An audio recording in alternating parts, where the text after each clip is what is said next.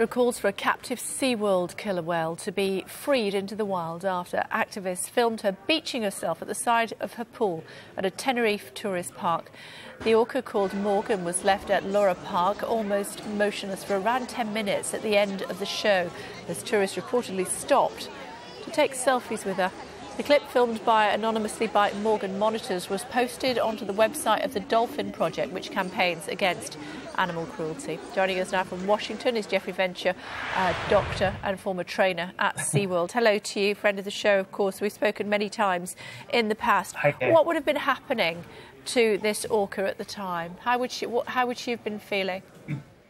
Well, you know, it's obvious by looking at the videotape that Morgan is engaging in what I would qualify as escape behavior. She was captured by the Dolphinarium Harderwijk in 2010, so this marks her 6th year in captivity.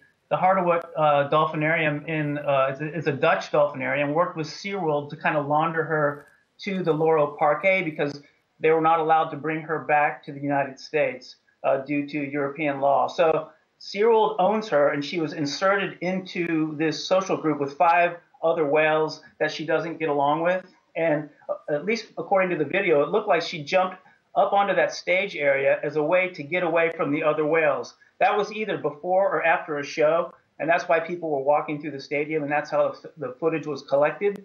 And you can see she's just sitting up there, and a couple other whales swim by and take a look at her as she's beached herself up there. And I think that was a way for her to prevent from getting beat up further.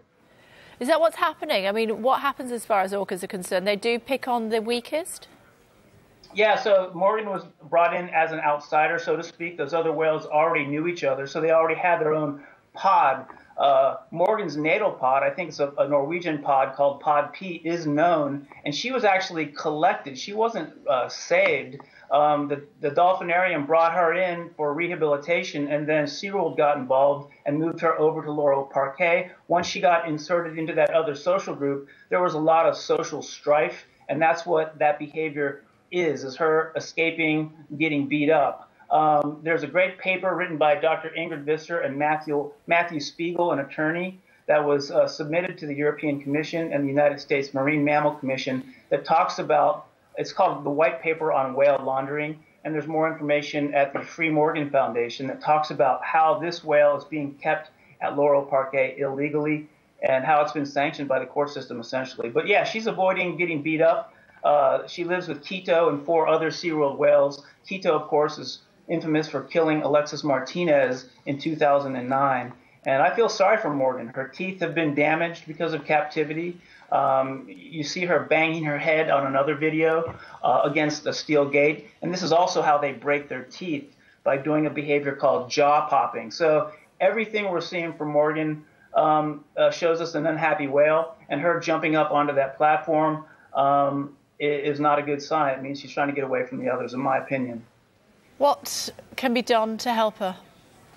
Well, there's a big push to get Morgan reunited with her natal pod. And like I said, people should check out the Free Morgan Foundation, an NGO, a nonprofit, trying to get her back into her natal waters, perhaps in an oceanic sea pen, and get her away from these animals that are aggressing towards her. That would be my recommendation. I know that the Laurel Parquet, where she lives right now, are claiming that she has a hearing deficit, and that has not been proven by an independent scientist, so I'm not sure if that's even true.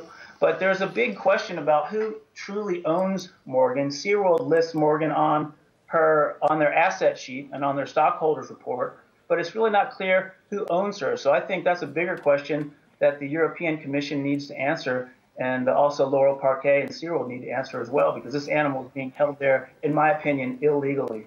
Now, just while we've got you, the documentary that you made, Blackfish, we're going to be able to see it here in the UK shortly, aren't we?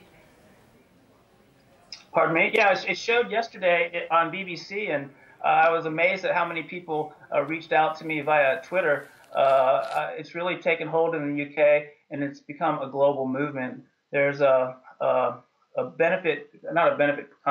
awareness-raising concert in Hollywood occurring on July 1st with Jeff Beal, the guy that wrote the score for Blackfish, and we're going to try to raise some attention for the whales in captivity, including Tilikum, who amazingly is still alive in SeaWorld of Orlando right now. Okay, quite an impact it's had on SeaWorld, hasn't it, that your documentary, you know, that they're no longer riding high like they were previously, and suddenly, I suppose suddenly, people are starting to realise that this is not an acceptable way rather to keep these orcas, to keep these whales. They shouldn't be in these tiny pens in captivity where they're basically going mad.